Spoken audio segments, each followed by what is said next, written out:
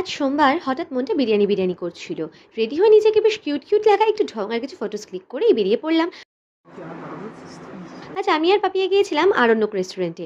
এই রেস্টুরেন্টের বিশেষত্ব হলো এখানকার পিওর উডেন ফার্নিচার্স আর অ্যাম্বিয়েন্স। খাওয়ার পর পাপিয়া বললো চল তোরসা যাই।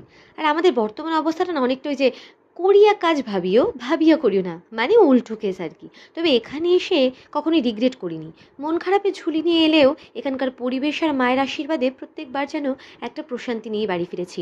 ছোটবেলা থেকে এই নদী পাহাড় জঙ্গল নিয়ে বড় হয়ে ওঠা আমার, তাই শহর ইট কাঠ পাথর আমায় টানে না। নর্থ বেঙ্গল বিশেষত এই ডুয়ার্স, এই জলদাপাড়া লাগোয়া ছোট্ট মাদারিহাট গ্রামটায় যে এত মায়া, যত দিন এগিয়ে আসছে ততই যেন মায়াটা বাড়ছে। আর কটা মাস পরে সব কিছু পেছনে ফেলে শুরু করতে হবে নতুন জীবন। কীভাবে যে জীবনের 25টা বছর পার করে ফেললাম বুঝতেই পারলাম না। যাই হোক, এই গ্রাম, এই বাড়ি, এই আড্ডা সব কিছু যতটা সম্ভব উপভোগ করে নিই। পরেরটা নিয়ে না হয় পরেই ভাববো। দেখা হবে পরবর্তী কোনো একটা ব্লগে। ততদিন সবাই ভালো থেকো, সুস্থ থেকো, টাটা।